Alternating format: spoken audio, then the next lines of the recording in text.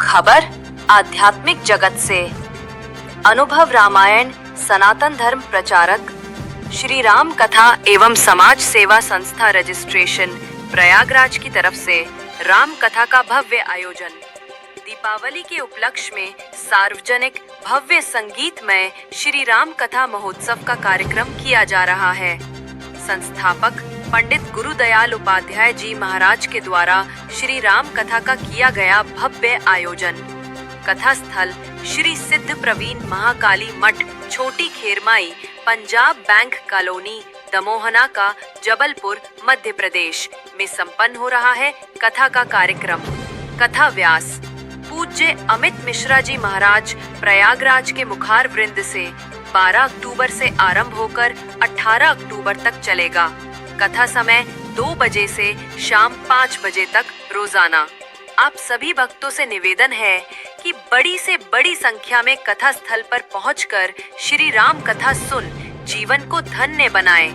कथा में संगीतकार हारमोनियम पर जंडेल भाई, ढोलक पर पंडित गुरुदयाल उपाध्याय जी महाराज के द्वारा कार्यक्रम संपन्न हो रहा है। स्टार 7 लाइव से मध्य प्रदेश ब्यूरो की रिपोर्ट।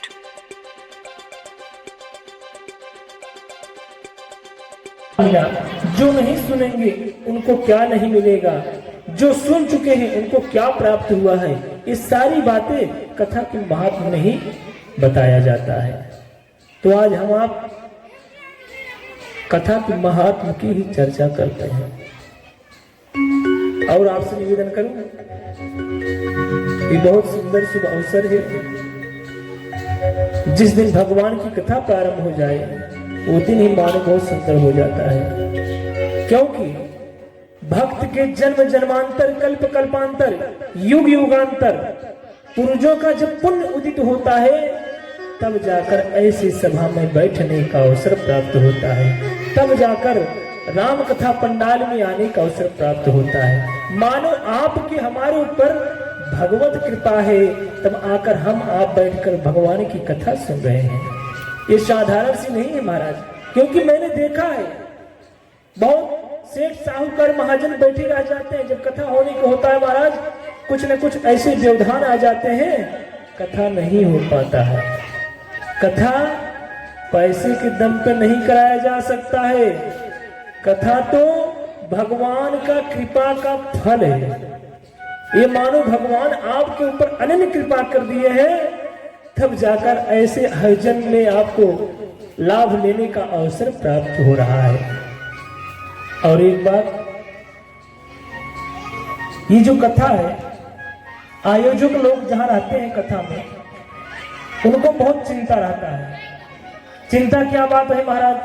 चिंता यह बात है, पंडाल की व्यवस्था करना, कथा व्यास को बुलाना, अनेक प्रकार से चिंताएं रहती हैं।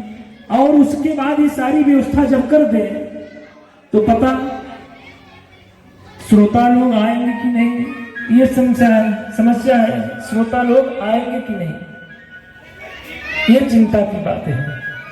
क्योंकि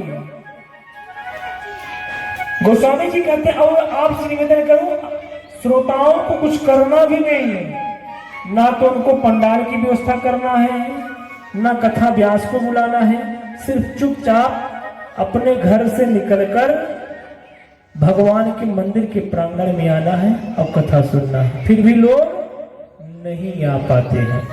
ये देखिए महाराज।